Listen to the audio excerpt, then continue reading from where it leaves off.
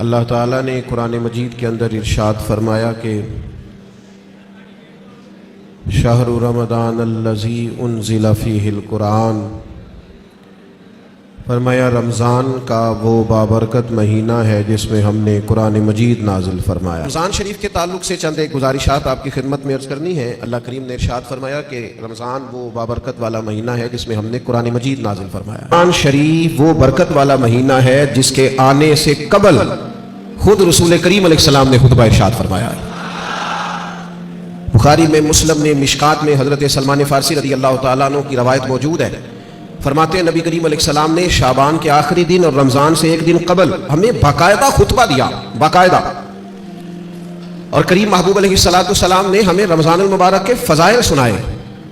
اگر ہم صرف اسی بات کو پیش نظر رکھیں نا کہ رمضان وہ مقدس مہینہ ہے جس کے آنے سے قبل محبوب خطبہ استقبالیہ ارشاد فرماتے ہیں، حضور فضائل بیان کرتے ہیں، ذہن سازی کرتے ہیں، لوگوں کو تیار کرتے ہیں کہ رمضان شریف آ رہا ہے، اور اللہ کے حبیب علیہ السلام نے اس خطبے میں ارشاد فرمایا لوگوں تم پر ایک برکت والا مہینہ سایہ فگن ہونے والا ہے، اور وہ مہینہ ایسا سعادت والا ہے، ایسا برکت والا ہے کہ فرمایا اس میں تم اگر نفل پڑھو گے تو اللہ فرض کے برابر اجر عطا فرمائے گا، اور اگر تم اس کے اندر فرض ادا کرو گے تو اللہ 70 گنا تمہیں اجر عطا فرمائے گا۔ اب بات کو سمجھیں، رکھتے اتنی ہیں فرضوں کی لیکن اس کا ثواب بڑھ گیا ہے، اوقات وہی ہے نماز کے لیکن ان کا ثواب بڑھ گیا ہے۔ اس کے لیے جو ضروریات ہیں، جو شرائط ہیں، جو فرائض ہیں، جو واجبات ہیں، جو سنن ہیں وہ اتنی ہیں لیکن اس کا اجر بڑھ گیا ہے۔ کیوں؟ اس لیے کہ رمضان المبارک میں اللہ تعالیٰ اپنے بندوں پر رحمت بہت فرماتا ہے، اللہ کی رضا ہے، اس کا فضل ہے، ذالک فضل اللہ یؤتیہ من یشاء، اور اللہ جسے چاہے اپنا فضل عطا کرے۔ محض اللہ کا فضل ہے کہ اس نے نوافل کا ثواب فرائض کے مطابق برابر کر دیا اور فرائض 70 گنا بڑھا دیے۔ اب سمجھنے کی بات ہے، سمجھنے کی کہ کسی شخص کو کسی چیز پر زیادہ نفع مل رہا ہو تو وہ توجہ کرتا ہے، وہ پھر باقی کاموں پر وقت نہیں لگاتا۔ وہ کہتا ہے چونکہ مجھے اب اس کام میں زیادہ، آپ 3 4 5 بزنس کرتے ہو تو جو بزنس آپ کو زیادہ نفع دے رہا ہو، جو زیادہ منافع بخش ہو، آپ اس کو زیادہ وقت دیتے ہیں، اور جس میں ذرا کم آمدن ہو آپ کہتے ہیں یار یہ ثانوی حیثیت کا کام ہے۔ اس کو کیا کرتے ہیں لوگ دوسرے یا تیسرے درجے پہ رکھتے ہیں، نفع بخش کام نہیں چھوڑتے، خود جا کے اس کاروبار پہ بیٹھتے ہیں جس کا نفع زیادہ ہو۔ اللہ کے حبیب صلی اللہ تعالیٰ علیہ وسلم نے اپنی زبانیں فیض ترجمان سے خود رمضان کے فضائل بیان کی اور بتایا کہ یہ تمہارے لیے نفع بخش اور سعادت افروز لمحات ہیں، اور عبادت پر ثواب بڑھ رہا ہے۔ کرنا کیا ہے کہ باقی کاموں کو ثانوی حیثیت دینی ہے اور رمضان کی برکات کو ذرا پہلے درجے پہ رکھنا۔ ہمارے ہاں یہ ہوتا ہے کہ سارے کام ہی رمضان میں ہوتے ہیں، کپڑے بھی رمضان میں خرید لیں، درزی کے پاس بھی رمضان میں جانا ہے، جوتے خریدنے بھی رمضانوں میں جانا ہے۔ صحابہ کرام علیہم رضوان اللہ کے حبیب علیہ السلام کے مزاج کو بخوبی جانتے تھے۔ حضور کا باقاعدہ خطبہ دینا رمضان کی فضیلت میں، اور باقاعدہ اللہ کے محبوب علیہ السلام کا صحابہ کی توجہ مبذول کرانا، تو وہ سمجھ گئے۔ اب احوال میں لکھا ہے صحابہ کے کہ وہ کیا کرتے، اپنے سارے کام شعبان میں ختم کر لیتے، لین دین کا حساب بھی شعبان میں کر لیتے، اور جب رمضان آتا تو پھر وہ سارا وقت عبادت کو دیتے، پھر وہ سارے اوقات مرتب کرتے کہ وہ اپنا وقت اللہ تعالیٰ کی یاد میں گزاریں گے، نوافل میں گزاریں گے، عبادات میں گزاریں گے، اعتکاف میں گزاریں گے۔ کرنے کا کام یہ ہے کہ ہم ذہنی طور پر تیار ہوں، ہمارا مزاج بنے۔ توجہ ہے آپ کی میری بات پر؟ آپ زیادہ غور فرمائیے کیا عرض کر رہا ہوں۔ فرمایا کہ وہ اپنے سارے کاموں کو پہلے سمیٹ لیتے، اور رمضان میں ان کی پوری توجہات، اللہ کرے آپ کی بھی توجہ ساری میری بات پہ ہو جائے، آمین تو کہہ دے۔ ایسا نہ ہو جب تک آپ انتظام مکمل کریں تب تک ہم چھٹی لے لیں آپ سے۔ اللہ تعالیٰ آپ کو برکات عطا فرمائے، آپ زیادہ غور کریں، ماشاءاللہ انتظام اچھا ہے آپ کا، اور آپ زیادہ پریشان نہ ہو۔ میں چھوٹا آدمی ہوں، شروع میں کہہ چکا ہوں، آپ سے اللہ رسول کی بات کرنے آیا ہوں، آپ زیادہ توجہ سے سنیں گے، طبیعت عمل کی طرف مائل ہوگی تو میرے لیے ذخیرہ آخرت بنے گا، تو آپ غور کریں بات پر، چھوڑ دیں باقی چیزوں۔ اللہ تعالیٰ آپ کو برکات عطا فرمائے، آمین تو کہہ دے۔ ہماری طرف دیکھیں پھر ادھر دیکھ رہے ہیں، کمال ہو گئی۔ اللہ تعالیٰ آپ کو جزائے خیر عطا فرمائے، برکت۔ جو استاد ٹائپ لوگ ہوتے ہیں نا پڑھنے پڑھانے والے، وہ کہتے ہیں بچے کو میری طرف دیکھ، چاہے علی بات آسا بھی پڑھا رہا ہوں نا تو پورا دیکھے گا تو سبق کا مزہ آئے گا۔ اللہ تعالیٰ آپ کو برکات عطا فرمائے، جزائے خیر۔ اور ویسے بھی ہماری محفل میں ایک آدھ آدمی ہوتا ہے جس نے مجمع میں بھی لازمی بیٹھنا ہوتا ہے، سارے انتظام بھی کرنے ہوتے ہیں۔ بھائی آپ کو بندوبست کرنا ہے تو آپ ادھر تشریف لے جائیں جہاں بندوبست ہو رہا ہے، اب یہاں بھی تشریف فرمائیں، وہاں بھی تشریف فرمائیں، تو روحانیت سے ہی کام چلائیں، یہی زیادہ بہتر ہے۔ اللہ تعالیٰ آپ کو بہت سی برکتیں عطا کرے، سلامتی عطا فرمائے۔ اللہ تعالیٰ اس محفل کی سب برکات ہمیں نصیب کرے۔ تھوڑی تقریر کرنے والا آدمی ہوں تو چاہتا ہوں کہ سارا کام محفل کو درست کرنے میں ہی نہ لگ جائے، کچھ بات بھی ہو جائے۔ تو اگلی بات یہ ہے کہ رمضان میں کرنا کیا ہے، عبادات کون کون سی ہم نے زیادہ کرنی ہے۔ سب سے پہلے تو یہ سمجھ لیں کہ روزہ دار کا سارا وقت ہی عبادت میں ہے۔ اسے کہا گیا ہے کہ روزہ تیرے لیے ڈھال ہے، روزہ رکھنا بھی ہے، رکھنے کے بھی فضائل ہیں۔ محبوب فرماتے ہیں اللہ تعالیٰ اور اس کے فرشتے سحری کھانے والوں پر رحمتوں کا نزول فرماتے ہیں۔ نہیں آپ کھانا ہی کھا رہے ہیں لیکن کھانا کھاتے کھاتے آپ پر رحمت ہو رہی ہے۔ اور حضور علیہ السلام نے فرمایا اور ہمارا اور دیگر مذاہب والوں کا فرق یہ ہے کہ ہم سحری کھاتے ہیں اور وہ بغیر سحری کھائے روزہ رکھتے ہیں۔ یعنی سحری کھانا، اس کو اللہ کے محبوب علیہ السلام نے کتنا درجہ عطا فرمایا۔ اب آپ نے روزہ رکھ لیا، روزہ ڈھال ہے، اس کو رکھنا بھی ہے اور اس کی حفاظت بھی کرنی ہے۔ تھوڑا سا اپنے آپ کو رمضان المبارک میں بدلنا ہے، روٹین کا کام نہیں کرنا۔ آپ نے روزہ رکھا ہے، اب آپ کو اس روزے کا محافظ بننا ہے۔ اس کے لیے کیا کریں گے؟ اپنے آپ پر ذرا پابندی لگائیں گے۔ حضور علیہ السلام کی خدمت میں کچھ خواتین حاضر ہوئی تھی کہ ہم روزے دار ہیں، تو فرمایا تم نے تو غیبت کی ہے، مردہ بھائی کا گوشت کھایا، کہاں رہا تمہارا روزہ؟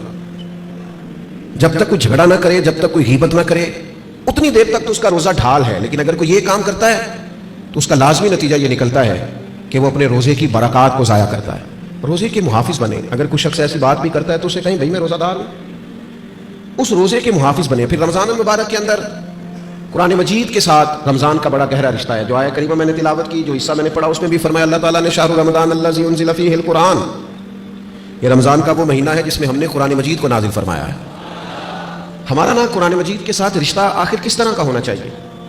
اللہ کا فضل ہے رمضان کے اندر آپ کو بہت حفاظ ملے۔ اب ایسا نہیں ہے کسی جگہ کہ کوئی شخص یہ کہے کہ ہمیں قرآن مجید سننا تھا تراویح میں لیکن ہمیں حافظ نہیں ملا۔ یہ ہو سکتا ہے کسی حافظ کو مسجد نہ ملے، یہ ممکن ہے سنانے کا موقع نہ ملے، لیکن اللہ کا یہ احسان ہے کہ ایسا کوئی شخص نہیں۔ حفاظ بڑے ہیں، قراء بڑے بڑے اعلیٰ ہیں، قرآن مجید کے عالم، ترجمہ کرنے والے، تفسیر بیان کرنے والے، سمجھانے والے بڑی تعداد رکھتے ہیں۔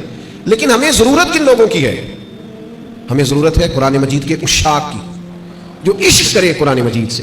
رکے بھیجتے ہو نا نعت خانوں کو، بہت اچھی بات، فلاں نعت سنائیں، بہت اعلیٰ بات، ایک آدھ رکا کبھی بھیجا کرو نا، آج بڑا دل کر رہا ہے سورہ رحمان سنائیں، ایک آدھ رکا روانہ کرو نا اسٹیج کی جانب۔ کبھی جب قاری صاحب تلاوت کر رہے ہوں تو انہیں کہا بہت دل کر رہا ہے آج آپ نا ہمارے سامنے سورۃ الحجرات کی تلاوت کریں۔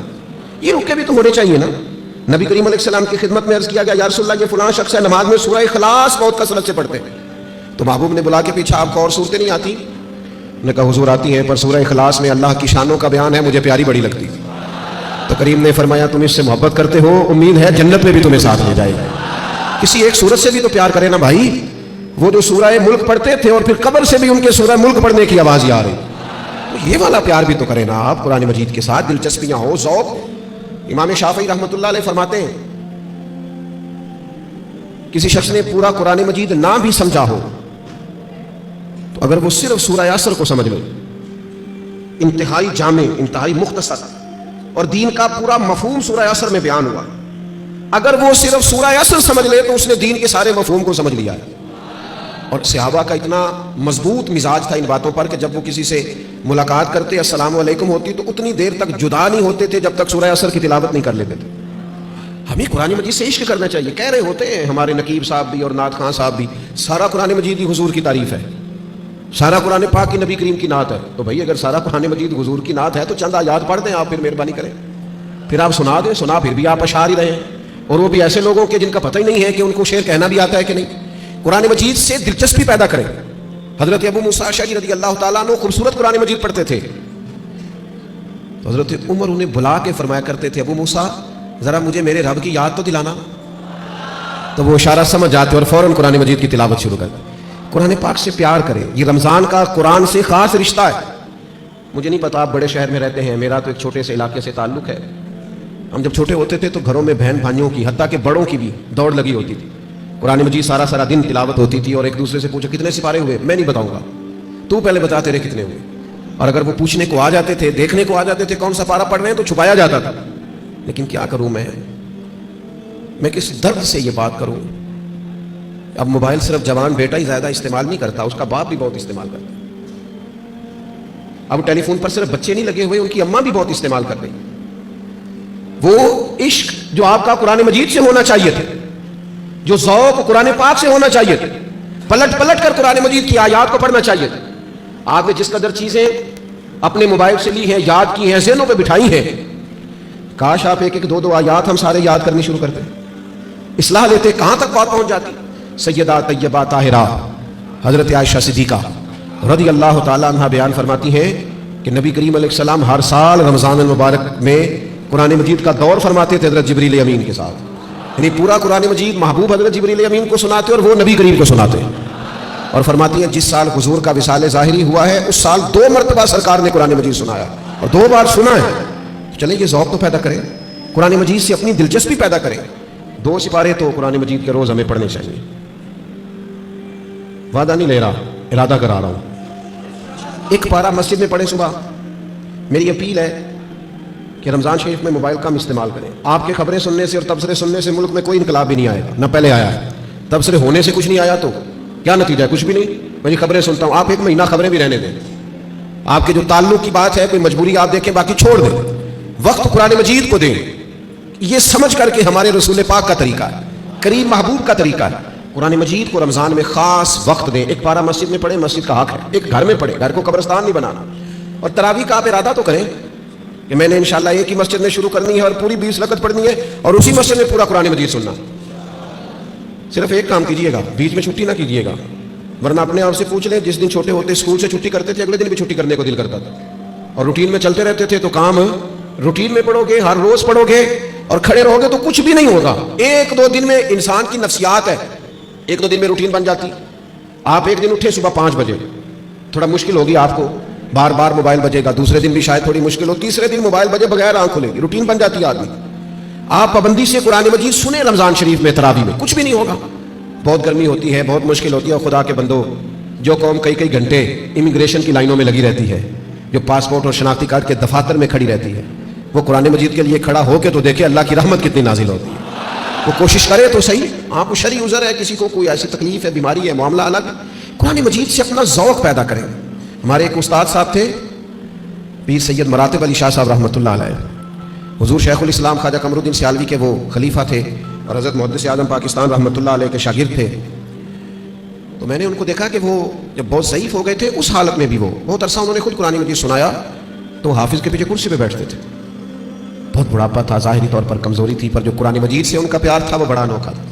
قرآن مجید سے محبت پیدا کریں, ذوق پیدا کریں. اور میں آپ سے عرض کروں, آپ کا جو بچہ بڑا چھوٹا ہے نا, 2-2.5 سال کا ہے, بچی بڑی چھوٹی ہے, آپ قرآن مجید لے کے گھر میں بیٹھ جائیں, انشاءاللہ وہ بھی پارا لے کے آپ کے قریب آ کے بیٹھ جائیں گے. آپ یہ کریں, آپ دیکھیں انقلاب آتا ہے. تیسرا کام جو ہم نے رمضان شریف میں کرنا ہے وہ ہے کہ دوسرے کا خیال رکھنے کا کام. رمضان غمخواری کا مہینہ ہے. اپنے اخراجات کم کریں, اپنے ارد گرد خیال کریں. حضرت عبداللہ ابن عمر رضی اللہ تعالیٰ عنہ فرماتے ہیں کہ حضور تو ہمیشہ ہی بانٹا کرتے تھے, پر رمضان میں جو نبی پاک کی سخاوت ہوتی تھی, حضور اس طرح بانٹتے کہ دونوں ہاتھوں سے تقسیم فرماتے. رمضان المبارک میں سخاوت کا مزاج بدلے. ہمارے ہاں بھی سخاوت ہوتی ہے, آپ کا نہیں مجھے پتا. ویسے ہمارے ہاں آئمہ مساجد کو جو جوڑا دیا جاتا ہے نا سوٹ سینے کے لیے, وہ 27ویں رمضان کو باز لو. آپ کے یہاں کب دیتے ہیں؟ وہ 27ویں کو اس لیے دیتے ہیں کہ درزی کوئی پکڑتا نہیں نا, پھر سی کے نہیں دے گا, بغیر سلا دیتے ہیں 27 کو, تاکہ کہیں امام سلوا نہ لے اور پہن ہی نہ لے. اب کون درزی پکڑے گا؟ آپ نے کہیں راشن دینا ہے یا کسی کو تحفہ دینا ہے تو وہ آپ رمضان سے پہلے دیں, اور علماء سے تصدیق کرا لینا. رمضان کی نیت کر کے رمضان سے پہلے بھی دے دو گے تو رمضان جتنا ہی اللہ اجر عطا فرمائے گا. اللہ کے بندے قبل از وقت کسی کو دے, اور مہربانی کریں لوگوں کو لائنوں میں لگانے کا شوق نکال دیں طبیعت سے. جب رب نے ہمیں دیا تھا تو لائنوں میں کھڑا کر کے نہیں دیا تھا. یہ کیوں شوق پیدا ہو گیا؟ پتہ ہے مومن کی عزت کتنی ہے؟ اللہ کے حبیب علیہ السلام نے فرمایا مومن کی عزت اللہ کی بارگاہ میں بیت اللہ سے بھی زیادہ ہے. ترمذی میں حدیث. شوق آ گیا لوگوں کو لائنوں میں کھڑا کر کے دیتے ہیں. آپ کو پتہ ہے, اور جس طرح الیکشن کے دنوں میں لسٹیں بنتی ہیں نا کس کا ووٹ کہاں ہے, اس طرح غریبوں کی لسٹیں بھی پہلے سے بنائی جا سکتی ہیں کہ کون ضرورت مند ہے, اور ایک جگہ پہ بیٹھ کر بن جاتی ہے. سب ہو جاتا ہے اگر کرنا ہو. میرے عزیز, لوگوں کو دیا جائے. اور دیکھنا, یاد رکھنا, اگر رمضان میں بھی کوئی کریانے والے کے پاس کھڑا ہو کے کہہ رہا ہونا کہ یار بس 2 دن اور نکالو, میں تمہارا قرض چکاتا ہوں, تو پھر میرا خیال ہے کہ ہمیں اپنی افطاریاں اور سیاسی افطاریاں تھوڑی بند کر لینی چاہیے. پھر ہمیں غور کر لینا چاہیے کہ رمضان شریف میں بھی لوگ گزارشات پیش کر رہے ہیں. خدا کے بندو, اس تفریق سے ہم کب نکلیں گے کہ بس ہمیں لوگوں کو خیرات ہی دینی ہے؟ آپ لوگوں کے دکھوں کا مداوا کریں, آپ تعلیم کو عام کریں, روزگار کو عام کریں, اور آپ لوگوں کی ضروریات کی کفالت کریں. ایک شخص صرف دے اور ایک آدمی کو دے, لیکن اس کی ضروریات کا خیال کریں. اس طرح کا رویہ کہ مجھے 100 جگہ پہ دینا. حضرت عمر بن عبدالعزیز کے زمانے میں ایک شخص کو زکوٰۃ لگتی تھی, اتنے لوگوں نے زکوٰۃ دی, اس نے کاروبار کیا کہ اگلے سال وہ خود زکوٰۃ دے رہا تھا. لیکن وہ ہم تو لوگوں کو اس طرح کا رویہ رکھتے ہیں کہ بس ٹھیک ہے یہ کام چلتا ہی رہنا چاہیے. تو آپ اپنی طبیعت میں رمضان میں سخاوت کا مزاج پیدا کریں اور اپنے ارد گرد ڈھونڈیں. حضرت امام زین العابدین رضی اللہ تعالیٰ عنہ کسی شخص کو کچھ دینے لگے تو زمین پہ رکھ کے چلے گئے اور پھر آواز دی وہ میں نے کچھ آپ کے لیے تحفہ رکھا ہے فلاں جگہ اٹھا لیجیے گا. تو کسی نے کہا حضور آپ نے نیچے رکھا ہے دے دیتے. فرمانے لگے لیتے وقت وہ آنکھیں بھی نیچی کرتا, اس کی زبان پر شکریہ کے الفاظ بھی لڑکھڑاتے ہوئے آتے, اور وہ مجھے محسن جان کر اپنے مزاج میں تھوڑا کمزوری بھی محسوس کرتا. تو میں جلدی سے اس لیے آ گیا ہوں کہ کہیں اس کو نظریں نہ جھکانی پڑے, اللہ کی رضا کے لیے دیا ہے. ہمارے حضرت فرمایا کرتے تھے کسی غریب کی بیٹی کی شادی کراؤ تو پھر خود اس شادی میں نہ جانا, اس لیے کہ وہ تو پھر بیچارہ تمہارے آگے پیچھے پھرتا رہے گا, نظریں جھکائے پھرے گا. تم نے تعاون کر دیا اب گھر رہو. چوتھا کام جو ہم نے رمضان میں بہت زیادہ کرنا ہے وہ دعائیں مانگنے کا ہے. دعا مومن کا ہتھیار ہے. کچھ لوگ کہتے ہیں دعا سے کیا ہوتا ہے. میں نے کہا اگر رسول رحمت دعا مانگے نا تو اللہ حضرت عمر جیسے لوگوں کو دین میں داخل کر دیتا ہے. وہ دعا کی طاقت کا ہی نہیں پتا. دعا تو ہتھیار ہے مومن کا. دعا سے انقلاب آ جاتا ہے, کایا پلٹ جاتی ہے. دعا کرو کوئی دعا دینے والا ملے, دعا کرو کوئی پچھلے شہر اٹھ کر دعا دے. کوئی بیٹھا ہوا مجھے دور دعا دیتا ہے, میں ڈوبتا ہوں پر سمندر اچھال دیتا ہے. اللہ کرے کوئی دعاؤں میں یاد رکھے.